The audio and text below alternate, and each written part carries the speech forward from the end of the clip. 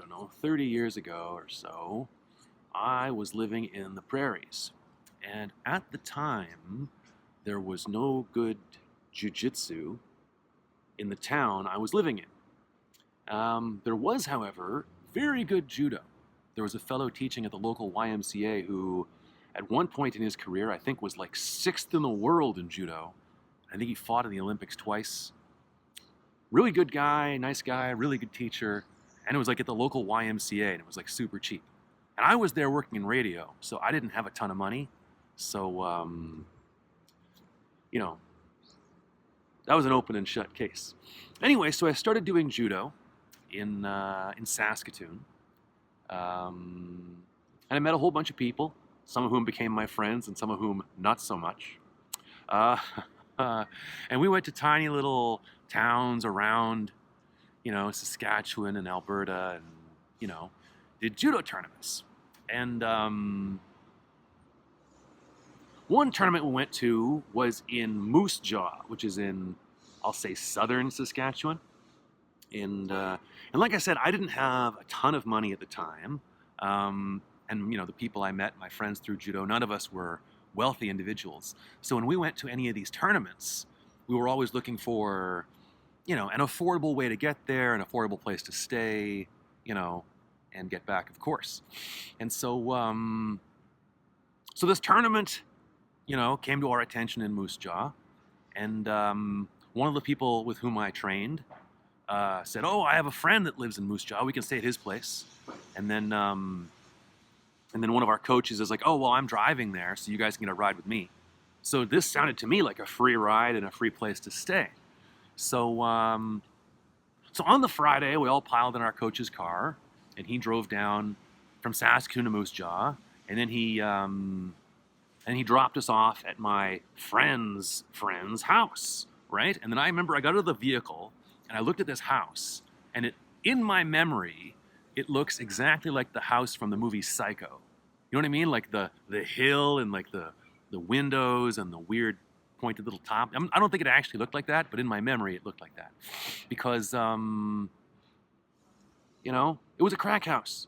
Like, it was pretty clear that this was not, a place that a person of, normal sanity would stay. Anyway, and then my coach is like, "All right, well, I'll see you guys later." And then I'm like, "You're not staying here?" He's, "No, I'm staying on a hotel." So he gets in the car and drives off and leaves me with my friend. And I think there was one other fellow there. And I was like, I said, I was working in radio at the time, and I didn't have a ton of money because radio doesn't pay that well, especially in, 30 years ago.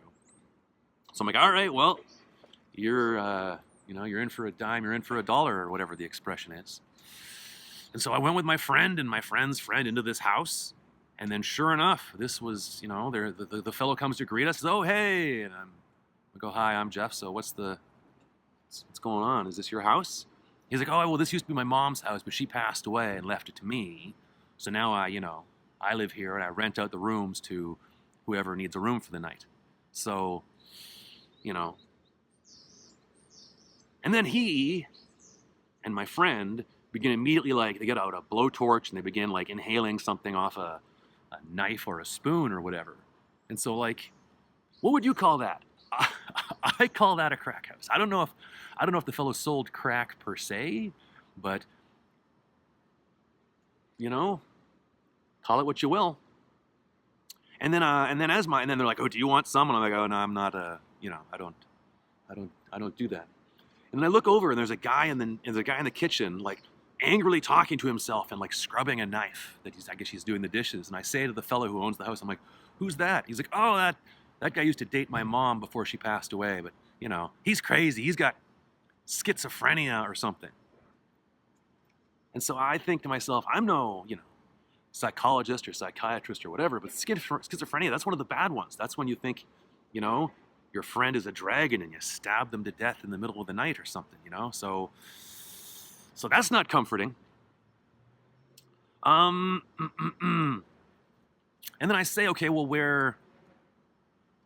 And bear in mind it's winter, and winter in Saskatchewan or winter in Moose Jaw, it's cold. There's big snow outside, big snow drifts, So I say to the fellow, "Okay, so where where should I sleep this evening?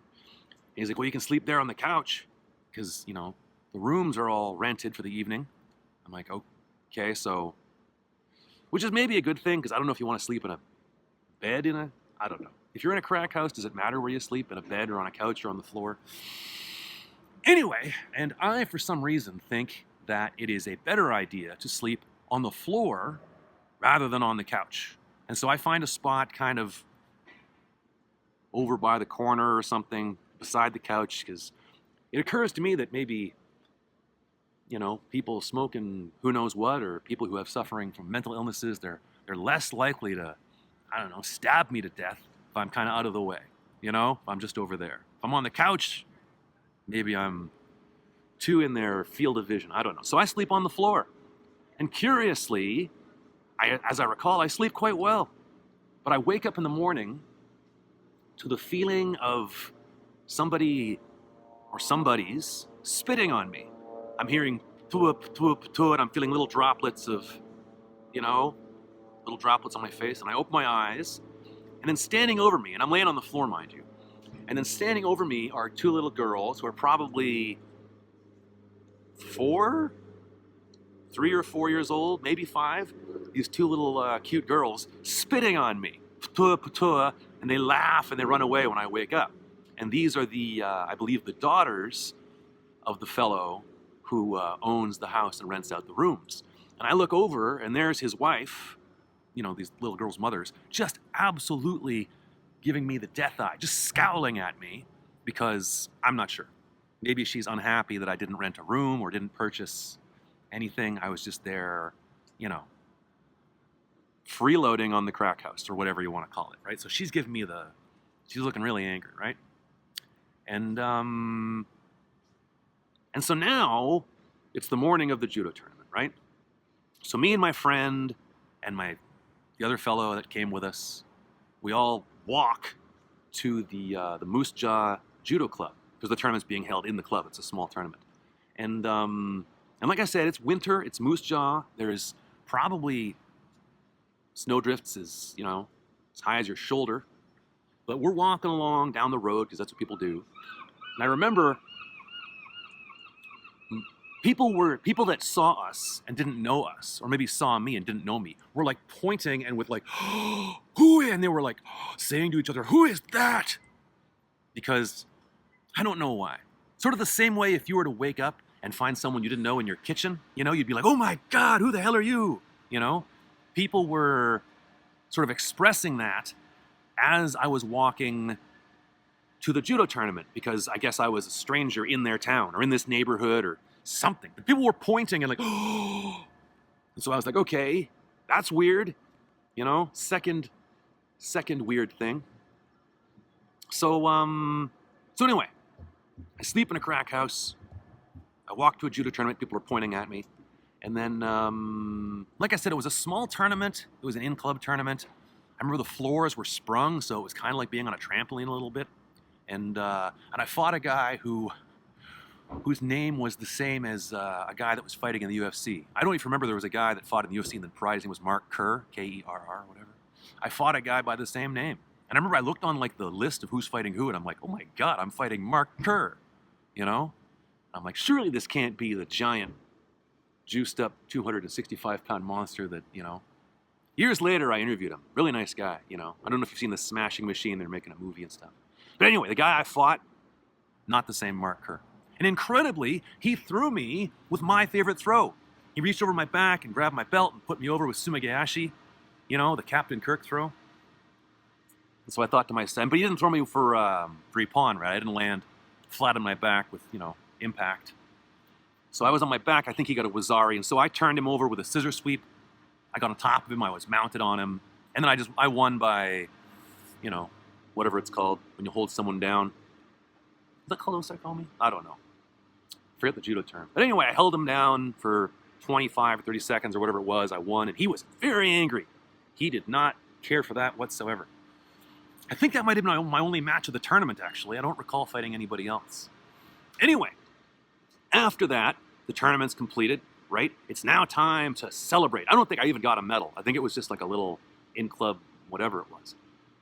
And so me and my friend, it's time to celebrate. And he says, well, I have a friend whose house is nearby, and, we can go party there tonight. And I'm like, all right, hey, last night I was in a crack house, so, this can't be as bad.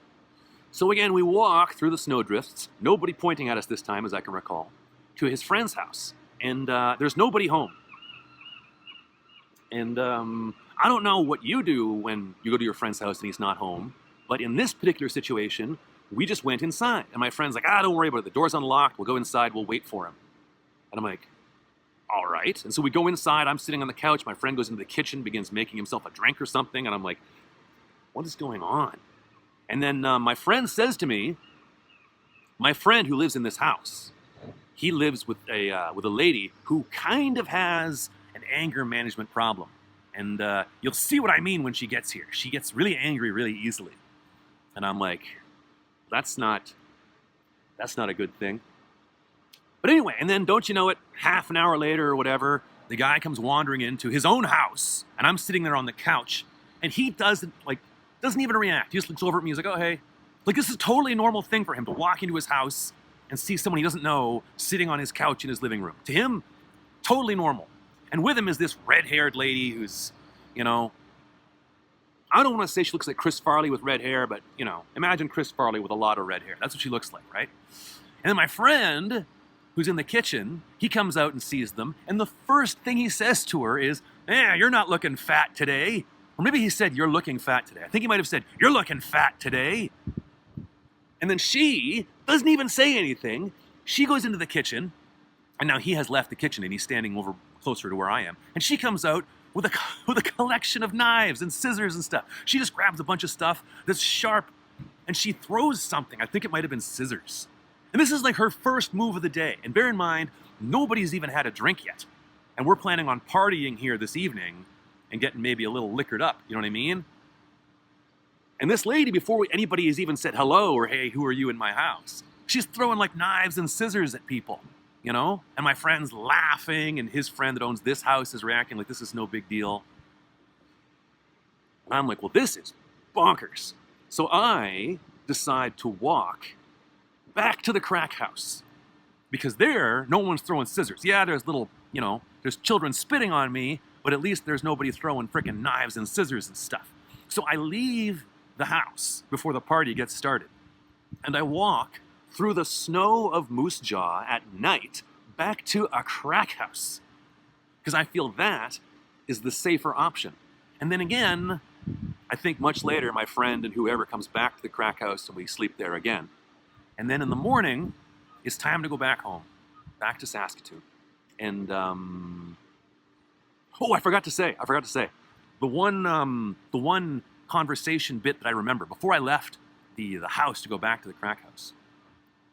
I believe I was talking to the fellow who owned the house. And he's like, oh, where are you from? And I said, oh, I live up in Saskatoon. He's like, Saskatoon? You mean the big city where the smart rich people live? He said that. He thought of Saskatoon as the big city where the smart rich people live. So, if that's what he thinks of Saskatoon, what would he think of, Vancouver, where, I'm originally from? He would think of that the same way that, you and I think of, I don't know, Asgard or Valhalla or, some mythical place where, But yeah, the big city where the smart rich people live. And then that's when the scissors got thrown, and I bounced out of there, and I walked back to the crack house. And then I slept there again that night. And in the morning, it was me and my friend and my friend's friend. And I think maybe my coach picked us up. And before leaving Moose Jaw, they said, okay, where should we go for breakfast? And apparently there was a really good breakfast on the edge of town in a gas station. And now I don't know what you think when you think good breakfast, but I think gas station on the edge of town in Moose Jaw. So that's where we went. And I remember we pulled up, and there was a marker board, and there was some stuff on the marker board, the breakfast items. And one thing said breakfast special $2.99. And everyone was sitting with me, and my friend's friend, the coach, like, yeah, I'll have the breakfast special. And I said, what's the breakfast special? And the lady said, it's $2.99.